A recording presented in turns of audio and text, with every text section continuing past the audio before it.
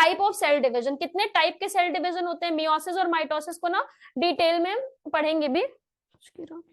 देखो यहाँ था टाइप ऑफ सेल डिवीजन में माइटोसिस है और मियोसिस है। माइटोटिक डिवीजन बेसिकली ऐसा डिवीजन होता है, इसको यहाँ पे समझो, ये देखो माइटोटिक डिवीजन ऐसा डिवीजन है ना कि ये एक ऑर्गेनिज्म है और इसमें क्रोमोसोम है 46, ठीक है, ये दो पार्ट्स में डिवाइड हो गया, ठीक। तो क्रोमोसोम नंबर बदलेंगे नहीं, क्रोमोसोम नंबर क्या नाम है, बदलेंगे नहीं, ये ऐसे ही रहेंगे। लेकिन ये हो गया mitotic division, chromosome number same है।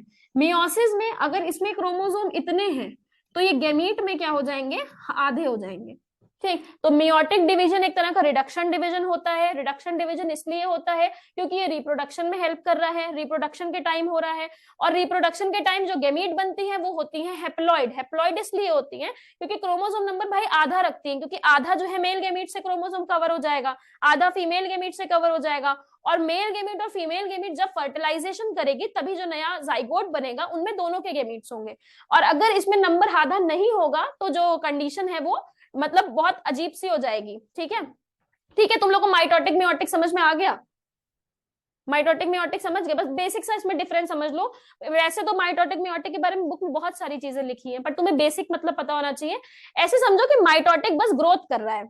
माइटोटिक डिवीजन ऐसा है जिसमें सेल्स ना ग्रोथ कर रही हैं, बस बढ़ती जा रही है, बढ़ती जा रही है, कोई उनको रिडक्शन से किसी चीज से मतलब नहीं। मियोटिक में क्या हो रहा है, ये एक ऐसा डिवीजन है जिसमें क्रोमोसोम नंबर आधा हो रहा है। माइटोटिक डिवीजन में सारी सेल एक जैसी हैं, सारी सेल्स एक जैसी हैं। जैसे कि आपको पता होगा यूनिसेलुलर ऑर्गेनिजम्स के जो बेसिकली ऑफस्प्रिंग्स होते हैं वो एकदम एक जैसे होते हैं, चिल्ड्रन उनके बिल्कुल सेम होते हैं, clone, just carbon copy of their parent. But हम एकदम अपनी मम्मी पापा की कॉपी है क्या, नहीं। ऐसा थोड़ी है कि मम्मी को खड़ा कर दो, मेरी मम्मी को खड़ा कर दो, मुझे खड़ा कर दो, हम दोनों एकदम सेम दिखेंगे, ऐसा नहीं है। हम आइडेंटिफाई कर सकते हैं कि कौन मदर है और कौन डॉटर है, लेकिन जो यूनिसेलुलर ऑर्गेनिज्म है उनमें आप ये चीज आइडेंटिफाई कर ही नहीं सकते। क्यों? क्योंकि उनमें क्रोमोसोम पैटर्न ही नहीं बदल रहा भाई, क्रोमोसोम आधा ही नहीं हो रहा, कोई मिक्सिंग ही नहीं हो रही, गैमीट में फर्टिलाइजेशन ही नहीं है, ठीक है। तो ये सारी चीजें थी। नेक्स्ट देखो व्हाट इज माइटोसिस, मैंने माइटोसिस के बारे में आपको सारी चीजें बता दी, ठीक। कैरियोकाइनेसिस क्या होता है, कैरियोकाइनेसिस होता है न्यूक्लियर का मैम डिवीजन। हाँ बेटा। मैम जो जीवन फेस है उसे पोस्ट माइटोटिक फेस क्यों कहते हैं? किसको? जीवन फेस को।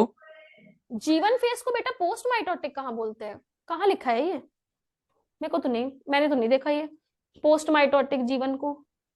हाँ वो बुक में है कि ग्रोथ फर्स्ट ग्रोथ फेस और पोस्ट माइटोटिक फेस। आपका जहां पर ये लिखा हुआ है ना, आप इसका या के चैट में आप पिक्चर अपलोड कर सकते हो, कुछ ऐसा है यस यहाँ मैम, पे? अभी बता रहा हूँ। है ना, करो पिक्चर अपलोड, मैं अभी देखती हूँ, क्योंकि वो कुछ सेंटेंस लिखा होगा पूरा, तो पूरा जब तक नहीं देखूंगी तो नहीं बता पाऊंगी। देखो कैरियोकाइनेसिस क्या है, न्यूक्लियर डिवीजन। अब ये जो न्यूक्लियर डिवीजन है ना, ये आते हैं प्रोफेज, मेटाफेज, एनाफेज, टीलोफेज। इसमें होता क्या है पहले तो ये समझ लो, ये तो बड़ा कठिन लगता है बच्चों को वैसे।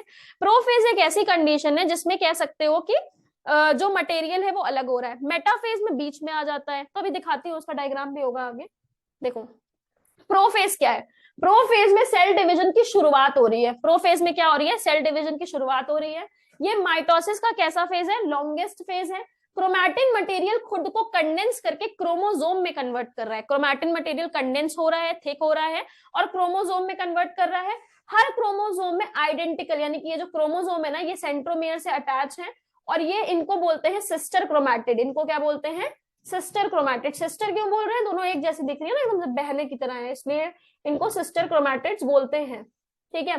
तो यहां पर बोल रहा है कि प्रोफेज एक ऐसा फेज है जिसमें क्या हो रही है, प्रोफेज एक ऐसा फेज है जिसमें बिगिनिंग हो रही है सेल डिवीजन की, यानी कि सेल डिवाइड करना शुरू कर रहा है। अभी तक आप जो इंटरफेस पढ़ रहे थे उसमें सेल ने एक बार भी डिवीजन किया नहीं था, उसमें सेल ने क्या किया था, सिर्फ प्रिपरेशन फेज में था। लेकिन अब सेल डिवाइड कर रहा है, ये लॉन्गेस्ट फेज है। लॉन्गेस्ट फेज क्यों है, लॉन्गेस्ट फेज इसलिए है क्योंकि यहाँ पर हो रहा है माइटोटिक डिवीजन। दूसरी चीज क्या है, लॉन्गेस्ट माइटोटिक डिवीजन हो रहा है, क्रोमैटिन मटेरियल क्रोमोसोम में कन्वर्ट हो रहा है।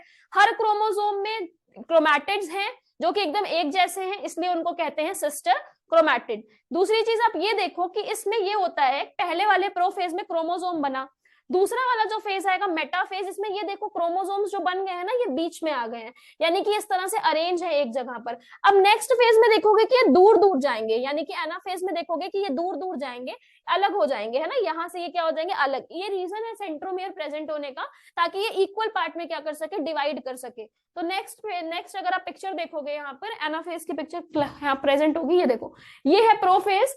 प्रोफेज यानी कि यहाँ पर क्या हुआ, क्रोमैटिड जो है कंडेंसेशन हुआ। यहाँ मेटाफेज में क्या हुआ, ये बीच में आए, इक्वेटर पर आए।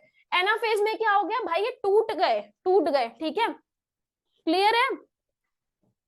जैसे ये सेल है, ये सेल से ये सेल बना, ठीक है, तो पहले ये सेल से ये सेल कैसे बना होगा, ये सेल ने कौन सा डिवीजन, बड़ा ये थोड़ा सा ऐसा है, लेकिन देखो इसको समझते हैं।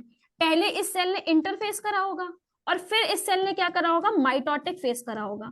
लेकिन अब ये सेल कौन सा फेस पहले करेगा, इंटरफेस करेगा, समझ रहे हो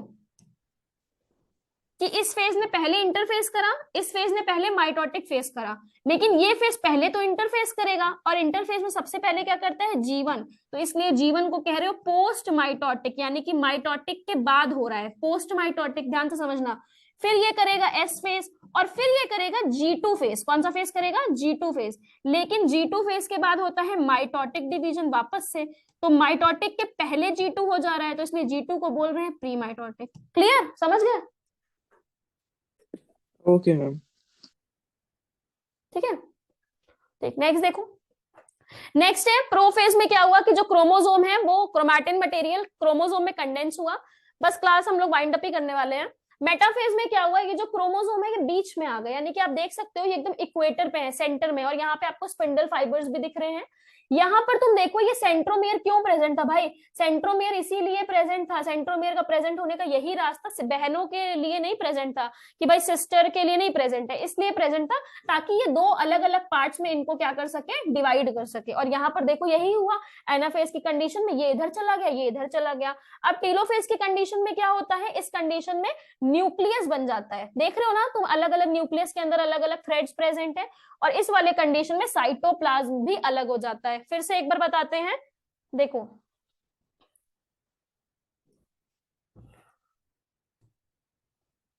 देखो पहले केस में क्या होता है, पहले केस में क्या हुआ कि सेल जब सेल साइकिल करता है तो इंटरफेज वाला पार्ट तो आप लोग समझ गए, वो तो पूरा लर्निंग वाला है।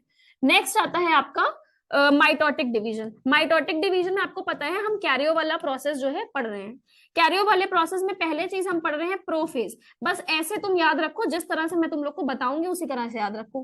प्रोफेज में क्या हो रहा है, जो क्रोमैटिन वाला मटेरियल है, ये क्रोमैटिन वाला मटेरियल कंडेंस करके क्रोमोसोम बना रहा है, और सेंट्रोमियर वगैरह इसमें आ गया है, ठीक है, क्रोमोसोम प्रॉपर जैसे होता है, कंडेंसेशन हो गया। नेक्स्ट देखोगे तो नेक्स्ट वाले में जो मेटाफेज आएगा, मेटाफेज में ये जो बना हुआ, मेटाफेज में ये जो बना हुआ क्रोमोसोम है ये आ जाएगा इक्वेटर पर। कहाँ आ जाएगा, इक्वेटर पर। नेक्स्ट देखोगे एनाफेज में, तो एनाफेज में आप देखोगे ये टूट कर जो है क्या हो जाएंगे, क्रोमोसोम एक क्रोमैटिड जो है क्या हो जाएंगे, आपस में टूट जाएंगे, यानी कि जो बहनें हैं उनका घर एक मतलब दोनों आपस में टूट गई और दूर दूर चली गई, ये कह सकते हो। टीलोफेज में ये होता है कि न्यूक्लियस आ जाता है, यानी कि न्यूक्लियस अपने अपने मटेरियल को क्या करता है, अलग अलग तरह से रखता है, यानी कि न्यूक्लियस डिवाइड होते हैं। लेकिन अभी साइटोप्लाज्म एक है, साइटोप्लाज्म यानी कि सेल की ये वाली जगह तो एक है, लेकिन न्यूक्लियस ने अपने आप दो न्यूक्लियस में ये डिवाइड हो गया है। लेकिन जो लास्ट में साइटोकाइनेसिस होगा, कैरियोकाइनेसिस में ये सब हो गया, साइटो में साइटोप्लाज्म भी अलग हो जाएगा। तो साइटोप्लाज्म जब अलग होगा तो साइटोप्लाज्म भी अलग और न्यूक्लियस भी अलग, और इसको आप कहोगे कि डॉटर सेल्स बन गई, डॉटर सेल्स क्या हो गई, बन गई। अब फिर देखो, फिर ये डॉटर सेल क्या करेंगी, फिर ये डॉटर सेल खुद को ग्रो करेंगी, फिर ये डॉटर सेल इंटरफेज में जाएंगी, इंटरफेज के बाद फिर ये माइटोटिक डिवीजन करेंगी। क्लियर है सबको,